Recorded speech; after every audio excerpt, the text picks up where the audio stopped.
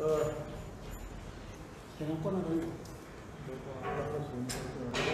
रवी अरे फक्त पाय येत आहेत का बरोबर बस बस बस हां हां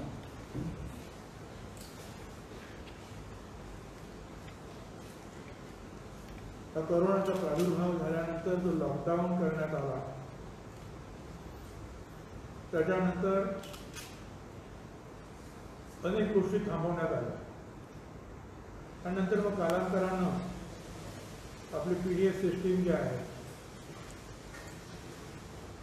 रेशन दुकानांपर्यंत अन्नधान्य पोहोचवण्याची याला आपण चालना दिली. त्याच्यामध्ये सुद्धा बऱ्याच अडचणी आल्या. कुठे ट्रक्स अडवले गेले, कुठे दुकानच बंद होते, कुठे माथाडी बांधव जे आहेत ते काही वेळा कामावर यायला नाराज होते. अशा परिस्थितीमध्ये आपण काम सुरू केलं. हे खरं मोठं चॅलेंजिंग काम होतं, कारण हे सगळं बंद असताना 53,000 दुकानातून राज्यात 12.5 कोटी लोक आहेत. पैकी 7.5 कोटी लोकांना आपल्याला अन्न सुरक्षा कायद्याखाली 3.5 लाख टन गहू तांदूळ जे आहेत पोचवायचे होते. खरं म्हणजे दर महिन्याला 3.5 लाख 1 तारखेपासून 30 तारखेपर्यंत आपण ते पोचवतो. पण यावेळेला लोकांमध्ये एक भीतीचं वातावरण होतं की धान्य आहे की नाही. त्यामुळे पहिल्या 10-12 दिवसामध्ये लोक दुकानावर आले आणि आपण सुद्धा त्यांना त्यांचं धान्य दिलं. त्याचा अर्थ 3.5 लाख टन धान्याचं वाटप आपण 10-12 दिवसामध्ये एकरेच्या संपवलं. त्याच्यानंतर त्याच लोकांना भारत सरकारने प्रत्येकी 5 किलो तांदूळ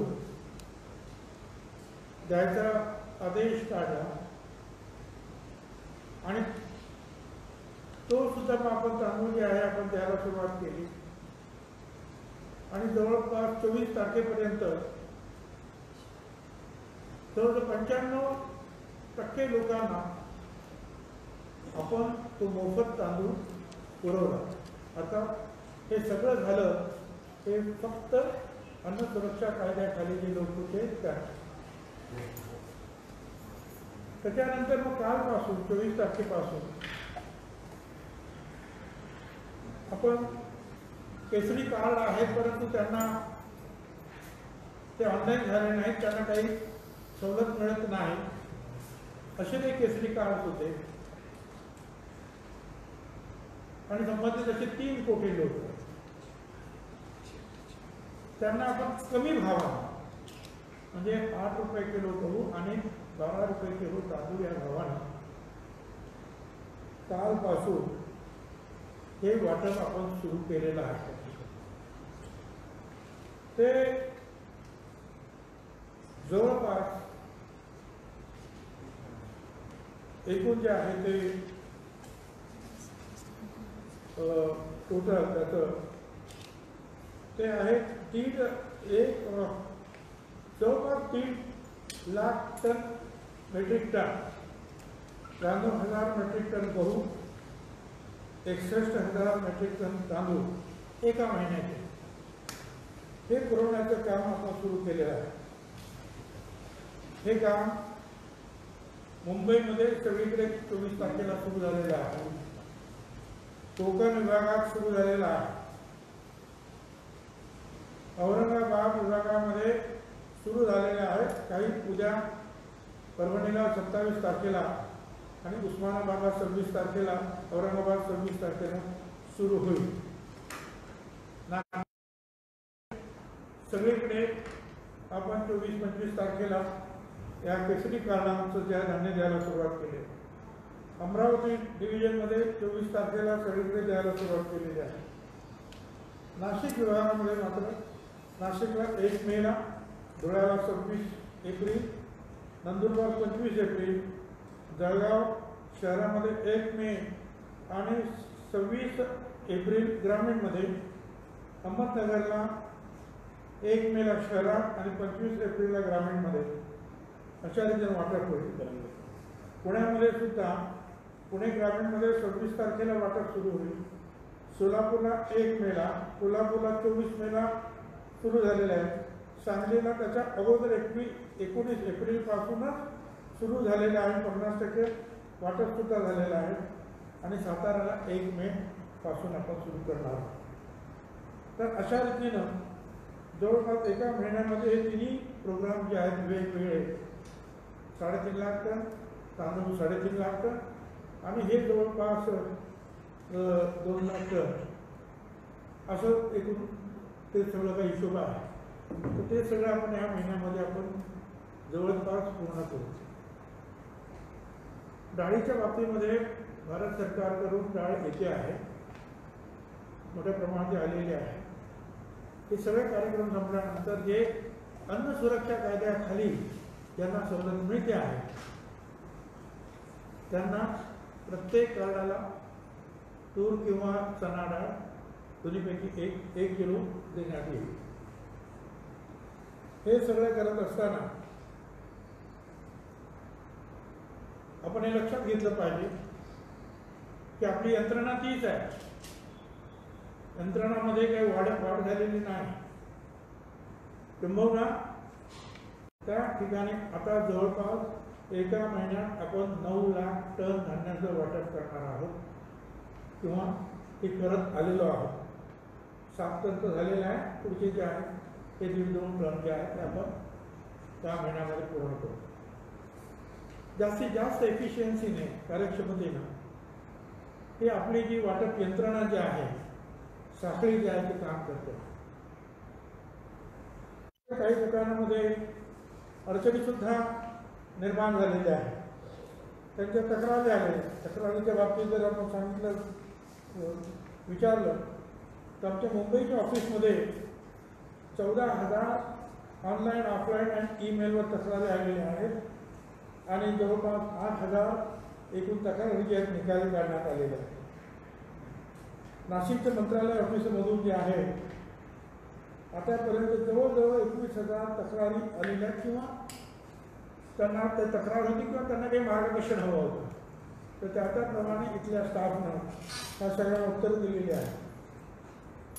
त्यामुळे ते सुद्धा काम जे आहे सुरू आहे. काही दुकानदारांनी निश्चितपणे जे आहे गडबड केलेली आहे, त्यांच्या बाबतीमध्ये आपण कारवाई केलेली आहे. 19 एप्रिलपर्यंतची जी कारवाई, 19 एप्रिलपर्यंत राज्यातील 39 रेशन दुकानावर गुन्हे दाखल झाले. 87 रेशन दुकानाचे निलंबन करण्यात आलं आणि 48 रेशन दुकानाचे परवाने रद्द करण्यात आले. नागपूर महसूल विभागात 5 गुन्हे नोंदवण्यात आले.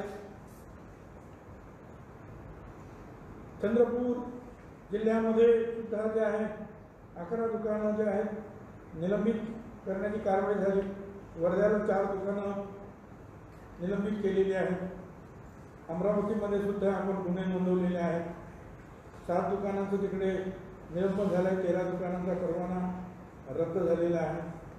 बुलढाणा वगैरे जे सगळे आहेत डिटेल्स सांगत. औरंगाबादमध्ये सुद्धा 29 रेशन दुकानाचं निलंबन करण्यात आलं आहे. 4 दुकानाचा परवाना रद्द करण्यात आलेला आहे. औरंगाबाद जिल्ह्यात, बीड जिल्ह्यामध्ये सर्वाधिक 12 रेशन दुकानदारावर, त्याखालोखाल उस्मानाबाद जिल्ह्यात 5 दुकानांवर कारवाई केलेली आहे. नाशिक विभागात सुद्धा कारवाई झाली, पुणे विभागात सुद्धा कारवाई झाली. अशी सर्वतोपरी कारवाई सुरू आहे. पण ही कारवाई करताना काही दुकानदार खरोखर लोकांना त्रास देत आहेत किंवा कमी धान्य देत आहेत किंवा जादा पैसे घेत आहेत, या तक्रारी खऱ्या ठरल्या. परंतु एक लक्षात घेतलं पाहिजे, 53,000 दुकानामध्ये सगळीचकडे ही परिस्थिती अशातलं काही भाग नाही. मोठ्या प्रमाणावर हे दुकानदार जे आहे आज सुद्धा तेवढंच रिस्क जे आहे, धोका पत्करून आज दुकानं सुरू ठेवून ते अन्नधान्य जे आहे ह्या सगळ्या लोकांपर्यंत महाराष्ट्रामध्ये खेडोपाडी पोहोचवण्याचं काम करत आहे. त्याच्यामध्ये दुकानदार आहेत, त्यांचे नोकर आहेत, नंतर ते ट्रक ड्रायव्हर आहेत, त्याच्यावर धान्य चढवणारे उतरवणारे जे माथाडी कामगार आहेत, हे सगळेच जे आहेत जीव धोक्यात घालून काम करत आहेत आणि पहिल्यापेक्षा जास्त कार्यक्षमतेनं त्यांनी काम केलेलं आहे. दुकानदारांना सुद्धा मला सांगायचं, तुम्ही जे काही आता वाटप करायला सांगतो आहोत त्या बाबतीमध्ये तुमचं जे काही देय कमिशन असेल ते सगळ्या बाबतीमध्ये तुमचं कमिशन देण्यात येईल. काही लोकांना वाटतं आम्हाला फुकटच काम करायला सांगतात, तसं नाही. त्यांना त्या कामाचा जो आहे मोबदला जो जे काही प्रमाण ठरलेलं आहे पहिल्याप्रमाणे त्या प्रमाणामध्ये तिथे सुद्धा त्यांना मोबदला देण्यात येईल. परंतु काही दुकानदारांना मारहाण करणारे प्रकार झालेले आहेत ते मला असं वाटतं योग्य नाही. आम्ही आता बोललेलो आहोत, त्या दुकानदारांचे प्रतिनिधी या प्रमुख आहेत युनियनचे बाबर यांना, त्यांनी सांगितलं 1 मे नंतर आम्ही नाही तर दुकानं बंद करू. तर बऱ्याचशा ठिकाणी आम्ही मी DG बरोबर बोललेलो आहे की त्यांनी दुकानाला पोलिसांचं प्रोटेक्शन्स वगैरे द्यावं. तसं आणि कलेक्टरांनी सुद्धा ते वाटप नीट होईल पाहावं. काही ठिकाणी शिक्षकांची सुद्धा नेमणूक त्यांनी केलेली आहे गावागावामध्ये की जेणेकरून म्हणजे योग्य अंतर ठेवून सुद्धा लोक उभे राहतील आणि काळाबाजार पण होणार नाही. या दोन्ही गोष्टी होतील. पोलीस किंवा तिथे शिक्षक जर तिथे असेल तर त्या सगळ्यांच्या मदतीची गरज आहे. कारण माझ्या डिपार्टमेंटमध्ये एवढे काही लोक नाही आहेत की त्या 53,000 दुकानांवर लक्ष ठेवू शकतील अशी परिस्थिती नाही. आणि म्हणून आपण तहसीलदार असतील किंवा कलेक्टर असतील, पोलीस असतील यांची आपण मदत घेतलेली आहे. पण आणि त्यांचे जे बाबर म्हणून जे आहेत त्यांच्याशी आम्ही बोललेलो आहोत की या दुकानदारांना सुद्धा विमा काढण्यासंदर्भातली फाईल आम्ही फायनान्सकडे पाठवलेली आहे.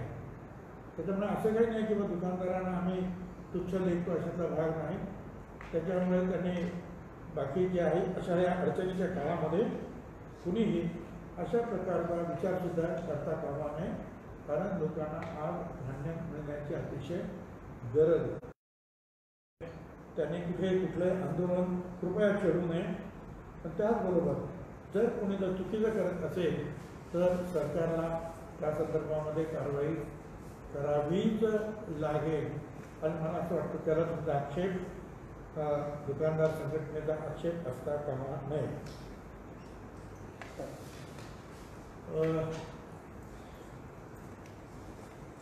आता नाशिकमध्ये जे आहे, नाशिकमध्ये आतापर्यंत पॉझिटिव्ह केसेस 130 आहेत. रिकवर्ड झालेल्या काही 2 आहेत. 11 मृत्युमुखी पडलेले आहेत. 117 लोक जे आहेत हे औषधोपचार घेतात. त्या 130 मध्ये 115 आहेत केवळ मालेगाव शहरातले आहेत. आणि जे मृत्युमुखी पडले 11 ते सुद्धा त्याच भागातले मालेगाव शहरातलेच आहेत 11 ते. आणि एकूण तिथे आता मालेगाव भागामध्ये 104 लोक ट्रीटमेंट घेत आहेत. म्हणजे नाशिक जिल्ह्यामध्ये हा जो भाग जो आहे मालेगाव हा जास्त बाधित झालेला आहे. आता याचं कारणही तसंच आहे. प्रचंड गर्दी एकाच ठिकाणी लोक राहतात. पॉप्युलेशन जे आहे पॉप्युलेटेड एरिया आहे. एकेका घरामध्ये 4, 5, 10, 12 लोक राहतात. घरं लहान आहेत आणि तिथे जवळजवळ 5.5-6 लाख तिथे लोकसंख्या असावी तेवढ्या भागामध्ये असा अंदाज आहे. आणि तिथे काही गैरसमज सुद्धा होते किंवा पसरवले जात. NCR आहे, NPR आहे, आपण सहकार्य करायचं की नाही, आणि त्याच्यामुळे डॉक्टरांना सुद्धा सहकार्य होत नव्हतं. पण तिथले जे आहेत डॉक्टर सईद खराणी जे आहेत सर्जन आहेत, महापौर आमदार मौलाना मुफ्ती आहे, महापौर तायरा शेख आणि माजी आमदार आसिफ शेख या सगळ्यांना मदतीला घेऊन सोशल मीडियाच्या द्वारे किंबहुना मजीदवरून सुद्धा ऐलान करून की ह्या सगळ्यांना मदत करा. त्याच्यामध्ये कुठलाही NPR आणि NRCचा वगैरे काही संबंध नाही हे सांगण्यात आलं आणि त्याची मदत केली जाते. हे खरं आहे की आता कालपासून रमजान सुरू झालेलं आहे, त्यामुळे एकदम पुढे गर्दी होऊ नये म्हणून काळजी घेतली जाते. स्वतः जे आहेत तिथले नवीन काही अधिकारी पण आम्ही दिलेले आहेत. डॉक्टर्स कमी होते ते राजेश टोपे यांना फोन करून आम्ही ज्यादा डॉक्टर्स आणि इतर लोकांना पण तिथे पाठवतो आहे. अर्थात हे सर्व पाठवत असताना ऑर्डर निघते, पण कित्येक वेळेला काही लोक जे आहेत त्यामुळे त्या भागामध्ये हजर होत नाही. ही सुद्धा एक प्रॅक्टिकल अडचण जी आहे ती येते आहे. स्वतः तिथे जे आहेत SP जे आहेत त्या बिचाऱ्या जाऊन बसलेल्या आहेत. आरती सिंग कलेक्टरसुद्धा जे आहेत ते सातत्यानं ते चक्रा मारत आहेत. पांढरेजी डिव्हिजनल कमिशनर माने आहे, ही सगळी मंडळी जी आहेत आणि एक अर्थातच सिव्हिल सर्जन आहे. हे आम्ही जास्तीत जास्त तिथे वाढ होणार नाही याची प्रयत्नाची पराकाष्ठा करतो आहोत. काही ठिकाणी तिथे जवळजवळ 125-150 लोकांचं जे आहे टीम बनवून वेगवेगळ्या ठिकाणी जे आहेत परीक्षण जे आहेत सुरू केलेलं आहे नागरिकांना. तर अशा रीतीने तिथे सुद्धा जे आहे तुमचं लक्ष आहे, परंतु अजून खूप काम करण्याचं आणि खूप यश त्याच्यामध्ये मिळण्याची आवश्यकता आहे. केंद्राने आज जो निर्णय घेतलेला आहे की मॉल्स व्यतिरिक्त जे काही दुकानं आहेत महापालिका किंवा नगरपालिका क्षेत्रातले ते उघडा करण्याचा निर्णय आज अधिसूचना काढली, त्या संदर्भात आपल्याला काय नेमकं वाटतंय, निर्णय कसा? मला असं वाटतंय की ही दुकानं उघडल्यानंतर सुरुवातीला तिथे गर्दी होईल, परंतु एखाद दिवशी गर्दी झाल्यानंतर नंतर मात्र लोक जे आहेत तेवढी ती गर्दी होणार नाही. कारण अनेक दिवस एखादी गोष्ट न मिळाल्यामुळे झुंबड नक्की पुढे 1-2 दिवस ती झुंबड उडे, मग त्या ठिकाणी आपल्याला थोडंसं लोकांना सांभाळून सांगावं लागेल. पण 1-2 दिवसानंतर मात्र ती झुंबड कमी होईल आणि लोक जे आहे मग आता लोकांना कळून चुकलेलं आहे की घरात असू देत नाही तर बाहेर असू देत, आपल्याला जे आहे या कोरोनाचा सामना करायचा असेल तर घरात अंतरानं राहिलं पाहिजे, मास्क वापरले पाहिजे आणि इतर ज्या गोष्टी हात धुणं वगैरे टाळल्या पाहिजे, काळजी घ्यायचं त्यांना आता कळून चुकलेलं आहे. त्याचं पुरेसं शिक्षण जे आहे मीडियाच्या माध्यमातून, इतर माध्यमातून, प्रिंट मीडियाच्या माध्यमातून सुद्धा झालेलं आहे. आणि म्हणून ही जे आहे सुरू व्हायला पाहिजे. नाहीतर लोक त्रासतात का त्यांना हव्या असलेल्या गोष्टी मिळत नाहीत म्हणून. पण हव्या असलेल्या गोष्टी जर मिळत असते आणि शांततेने सोशल ठेवून जर करत असते तर आपण करायला पाहिजे. त्यामुळे अर्थव्यवस्था सुद्धा जे आहे थोडीशी हलायला सुरुवात होईल आणि त्याच्यामुळेच काही ठिकाणी त्यांनी जे आहेत उद्योगधंदे सुद्धा सुरू करण्याची परवानगी दिलेली आहे.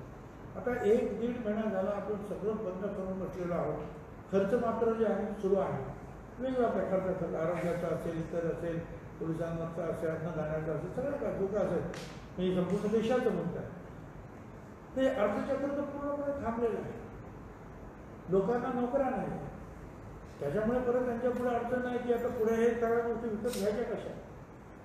तर हे म्हणजे कोरोना जेवढा भयंकर आहे तेवढं ही सुद्धा गोष्ट जे अर्थचक्र थांबलेलं जे आहे आपलं, ती गोष्ट सुद्धा तेवढी भयावह निश्चितपणे आहे. त्याच्यामुळे थोडं हळूहळू त्याला धक्का देणं हे गरजेचं आहे. आणि म्हणून त्याने जो निर्णय जो घेतला तो स्वागतार्ह आहे. याच्यामध्ये लोकांनी मात्र जे आहे जास्त झुंबड न करता आणि सरकारला परत असं वाटू नको, असं वाटू नाही की ते बंद करून टाका परत.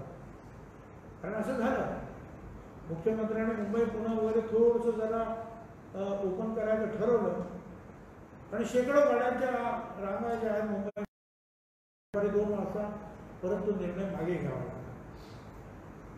त्यामुळे लोकांनी जरा थोडंसं समजदारीने जर घेतलं तर मला असं वाटतं की ही दुकानं वगैरे हळूहळू चालू राहतील आणि तिथे मग गर्दीसुद्धा कमी होणार नाही आणि मग तक्रारीसुद्धा जास्त येणार नाही.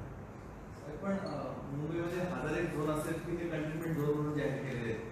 पिंपरी चिंचवड, पुणे तिथे बऱ्यापैकी महापालिकेने लॉक केलेले आहेत. मग कुठल्या भागामध्ये सुरू होणार आणि हेच आता कळत नाही. जिथे जिथे जे आहेत म्हणजे अति धोकादायक असे जे एरिया तयार झालेले आहेत स्पॉट, तिथे तर सरकारला काळजी घ्यावीच लागेल. तिथे कडक अंमलबजावणी करावीच लागेल. तिथे पॅकेटच्या माध्यमातून इतर माध्यमातून या सगळ्या गोष्टी आतमध्ये द्याव्या लागतील. कारण ते सगळे जे अति धोकादायक अशा परिस्थितीमधले हे विभाग आहे आणि ते तिथे जास्त वाढू नये आणि तिथून आणखी दुसऱ्या ठिकाणी जास्त वाढू नये, पसरू नये म्हणून सरकारला काळजी घ्यावीच लागेल. त्याच्यामुळे 100% सगळीकडे सुरू होईल असं म्हणायचं काही कारण नाही.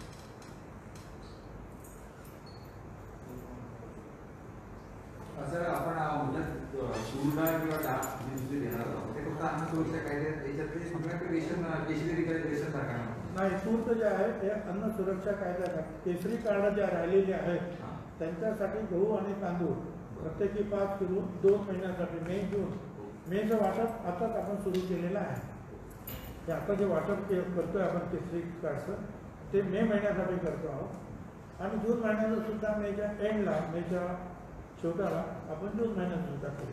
पण रमजानमध्ये प्रत्येक घरात मालेगावमध्ये प्रत्येक घरात अन्नधान्य पोहोचावं अशी व्यवस्था करण्यासाठी आपण काय करतो होता कारण की आपल्या नियमाप्रमाणे जे अन्नधान्य पोचायला पाहिजे ते आपण कधीच त्या भागामध्ये प्रायोरिटी देऊन पोचवलेलं आहे. या अगोदर म्हणजे आलेला सगळं म्हणजे मोफत तांदळाचा असेल कार्यक्रम किंवा आणखी काय अन्न सुरक्षा कायद्याचा असेल हा कार्यक्रम अगोदरच आपण तिथे केलेला आहे आणि तो 100% पूर्ण झालेला आहे. आता फक्त त्यांनी फळं वगैरे त्यांना काय लागतील किंवा काय गोष्टी लागतील त्याच्यासाठी तिथे अधिकारी आहेत, कलेक्टर आहेत आणि इतर एस पी वगैरे ते आतमध्ये जे भाजी वगैरे पाठवणं, फळं पाठवणं हा कार्यक्रम स्वतः करतात की जेणेकरून तिथे उद्रेक होईल. सर मालेगावमध्ये वारंवार जमाव बाहेर पडतोय, पोलीस अडवतात तर पोलिसांवर देखील हल्ला केला जातो. म्हणजे जम्मू काश्मीर सारखी स्थिती आपल्याला मालेगावमध्ये बघायला मिळते, कारवाई काहीच होत नाही. आता एक आहे की काही काही ठिकाणी काही लोक जे आहेत लॉकडाऊन तोडण्याचा प्रयत्न करतात. अशा वेळेला पोलिसांना सुद्धा थोडंसं कठोर व्हावं लागतं. पण पोलिसांना सुद्धा माझं सांगणं आहे की कठोर व्हावं पण त्याला सुद्धा मर्यादा असली पाहिजे आणि तुमचा धाक असला पाहिजे. तुमच्या धाकानेच ती जी आहे लॉकडाऊन जे आहे सुरळीत चालू राहिलं पाहिजे. आणि अर्थातच आमची बाकीची पण जबाबदारी पडते आहे सर्व यंत्रणेची की आतमध्ये सगळं मालाचा पुरवठा जो आहे त्यांना अत्यावश्यक गोष्टी ज्या पाहिजे त्यासुद्धा आतमध्ये झाल्या पाहिजे. तर आहे तिथे काही प्रश्न निश्चितपणे आहेत पण ते प्रश्न जे आहेत तिथे अधिकारी जे आहेत अतिशय काळजीपूर्वक प्रयत्न करून ते सोडवतात. मालेगावमध्ये अजून चिन्हाचं कौतुक येत आहे. गेल्या 1 महिन्यामध्ये जवळपास 250च्या आसपास मृत्यू झालेले आहेत. मग ते कोरोना व्यतिरिक्त आजाराचं असं एकदा सांगितलं जात आहे. परंतु नेमकी स्थिती काय, काही नागरिकांचं म्हणणं आहे की त्यांना उपचार केला जात नाही, कोरोना व्यतिरिक्त इतर उपचारच होत नाही म्हणून त्या नागरिकांचं मृत्यू होते किंवा मग प्रशासन काही लपवते काय? मला असं वाटत नाही. कोरोनाचा मृत्यू जो असेल तो लक्षात आलेलेच आहे आणि त्याची काळजी जी आहे सगळेच घेतात. त्याच्यामुळे नैसर्गिकरित्या सुद्धा मृत्यूचं प्रमाण असतंच ना देशामध्ये. ते काही थांबता अशातला भाग नाही. अनेक प्रकारचे जे आहेत आजार असतात त्या आजारावर सुद्धा लोक मृत्यू करतातच. परंतु कोरोनाचे जे आहेत त्या बाबतीमध्ये आपण जास्त लक्ष देतो. इतर ठिकाणचे सुरू आहे, इतर ठिकाणी ते इस्पितळ पण सुरू आहेत. कोरोनासाठी काही इस्पितळं जे आहेत आपण कोविड-19साठी ती रिझर्व केलेली आहे, अधिग्रहित केलेली आहे. तर काही ठिकाणी बाकीची इस्पितळं सुरूच आहेत की त्या ठिकाणी इतर सुद्धा आपल्याला ट्रीटमेंट मिळू शकेल. स्थानिकांचं आरोग्य की इतर आजारावर उपचारच होत नाही. आपल्याकडे तसे आदेश राहतील का जिल्हा प्रशासनावर? इतर उपचारात इतर आजारांवर उपचार होत नाही म्हणून हे मृत्यू वाढले. म्हणजे आजपर्यंतचा रेशो होता मालेगावचा मृत्यू पडण्याचा तो गेल्या 1-1.25 महिन्यामध्ये खूप वाढलेला आहे. त्याचं म्हणणं आहे की इतर जे खासगी डॉक्टर असतील किंवा आरोग्य विभाग आहे त्यांचं त्या लोकांकडे लक्ष नाही आहे म्हणून हे मृत्यू वाढत आहेत. असं आहे की कोरोनामुळे तर ते थोडंसं त्याच्यात वाढ होणारच आहे. आणि बाकी तिथे जे आहे स्वतः डॉक्टर सईद फरानी वगैरे जे आहे तिथलेच डॉक्टर सर्जन आहेत त्यामुळे सुशिक्षित आहेत आणि इतर डॉक्टर सगळे जास्तीत जास्त होत आहेत आणि ते आम्हाला कळवतात काय कुठली गोष्ट किंवा आमदार आहेत, मुख्य आहेत किंवा काय राष्ट्रीय ही सगळं आम्हाला कळवतात आणि आमचे स्वतःचे जे आहेत अधिकारी स्पॉटवर काम करतात. त्याच्यामुळे जर तुम्ही आता आजारी असेल तर ते लपून जर ठेवलं तर मात्र मग अडचण येते. आता मागचे जे काही 1-2 मृत्यू काही झाले ते अगदी शेवटच्या क्षणाला त्या कोविड म्हणजे हॉस्पिटलमध्ये आणण्यात आले. परंतु ही जी ताबडतोब लक्षणं दिसल्याबरोबरच त्यांनी जर स्वतःहून जर पुढे आले असते तर कदाचित जे आहे त्याच्यावर चांगल्या प्रकारे उपचार करता आले. पण हे सुद्धा आहे लोकांना असं वाटतं की आपल्याला आपण ते ओपन केलं तर सांगितलं तर आपल्याला 14 दिवस क्वारंटाईनमध्ये टाकेल ह्या भीतीनं ते सांगतच नाहीत काय पहिलं आणि अंगावर काढायला कारण सिम्पटम्समध्ये काय सर्दी खोकला वगैरे आणि नंतर मग पुढच्या त्याच्यामध्ये हवा जी आहे कमी मिळणे किंवा ऑक्सिजन कमी मिळणं, दम लागणं ते असे हळूहळू वाढत जातात. तर सुरुवातीच्या काळामध्ये जे आहे कोणी जातच नाही त्यांना असं वाटतं की आपल्याला क्वारंटाईन करते. त्या भीतीपोटी या काही लोक जे अंगावर काढतात आणि अंगावर काढल्यानंतर मग फार पुढच्या स्टेजला गेल्यानंतर शेवटच्या स्टेजला जाऊन त्या हॉस्पिटलमध्ये ते डॉक्टरसुद्धा काही करू शकत नाही अशा परिस्थितीची प्रतिनिधी आहे त्यांचा आणि मग दुर्दैवानं मृत्यू होतो. तर असं जर कोणाला काही वाटत असेल खासी खोकला किंवा इतर काही गोष्टी सिम्पटम्स ताबडतोब जे आहे तिथे आता शेकडो लोक काम करत आहेत. आपले डॉक्टर्स पॅरामेडिकल स्टाफ वगैरे त्यांना सांगितलं तर ताबडतोब ज्या क्वारंटाईन करण्यापासून तर त्यांना इलाज करण्यापर्यंत सगळ्या गोष्टी करता येईल. आपण जे शोधून काढतो तर शोधून काढणं इथं बरोबर आहे परंतु आपल्याला जर काही झालं तर आपण स्वतःहून पुढे आलं पाहिजे. मला त्रास होतो आहे सांगायला हे प्रमाण वाढलं पाहिजे. ज्यांना असा त्रास होतो त्यांनी स्वतःहून ताबडतोब पुढे आलं पाहिजे. सांगितलं मला चेक करा, मला त्रास होतो आहे. हे जर झालं तर अनेक जे पुढच्या गोष्टी ज्या आहेत आपल्याला टाळता येईल. पण आता म्हणजे काय कंपनी फोर्सफुली जावं लागतं. हे तुझा मामा चेक करू दे, ते चेक करायला देत नाही असं होतं का मला. पण अनेक ठिकाणी असं होतं की सिम्पटम्स नसलेले पण कोरोना बाधित आहेत. त्यांना सिम्पटम्सच नाही पण ते कोरोना बाधित आहेत. पॉझिटिव्ह असून सुद्धा त्यांना सिम्पटम्स नाही. तर अनेक लोकांचं असं म्हणणं की जनरल चेकअप जर झाला सगळ्यांचा तर अधिक केसेस समोर येऊ शकते. जनरल चेकअप म्हणजे काय 12.5 कोटी लोक आहेत. आता जनरल चेकअप कुठे करणार. मालेगावचं म्हटलं तरी 6 लाख लोक असतील आणि आपला स्टाफ किती आहे तरी सुद्धा त्या प्रत्येक गलीतून जाऊन ज्या लोक चेकअप सुरू आहे सगळा जनरल चेकअप सुरू आहे असं नाही केलं.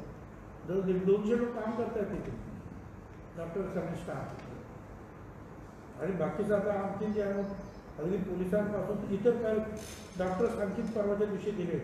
राजेश टोपेंना आम्ही फोन केला मंत्री महोदयांना, त्यांनी ऑर्डर्स काढला. आमच्या त्या CO मॅडम्स आहेत लीना बनसोड त्यांनी ऑर्डर्स करून अनेक डॉक्टर्सचे आणि पॅरामेडिकल स्टाफ पाठवलेला. तर चालू आहे प्रयत्न करायचा सुरू आहे परंतु प्रत्येकाने जे आहे मगाशी सांगितल्याप्रमाणे स्वतःहून पुढे यायला पाहिजे.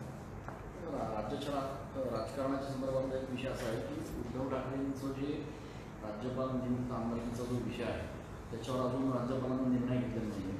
अशा केसमध्ये मग आता त्यांना परत राजीनामा देऊन परत मुख्यमंत्रीची शपथ घ्यावी लागते.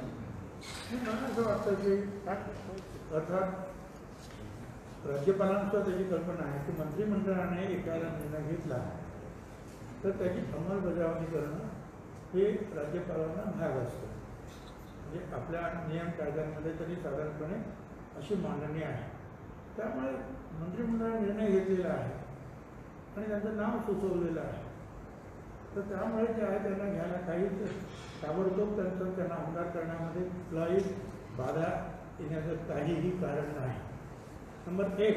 नंबर 2 त्याच्यामध्ये त्यांनी लिहिलेले आहेत काही तर असं असेल की कलाकार अमुक ते तमुक लेखक अमुक तर स्वतः उद्धव ठाकरे हे व्यंगचित्रकार आहेत, सामनाचे संपादक आहेत, त्याच्यानंतर ते फोटोग्राफर म्हणून सुद्धा एक कलाकार आहेत. तर त्या कॅटेगरीमध्ये सुद्धा ते बसतात. आणि त्याचबरोबर तिसरी गोष्ट या राज्याचे ते मुख्यमंत्री आहेत आणि कोरोनाची लढाई लढत असताना कुठेही डिस्टर्ब होणार नाही सरकार याची काळजी सगळ्यांनी घ्यायला पाहिजे. सर अजून एक विषय, राज्याच्या बाहेरून आलेले जे कामगार आहेत त्यांची काही आकडेवारी आपल्याकडे आहे का? किती लोक नेमके अडकलेले आहेत राज्यामध्ये की ज्यांना परत जाण्याची आता आवश्यकता आहे किंवा त्यांच्या संदर्भात आकडेवारीची नाही, मुंबईला ती असू शकते.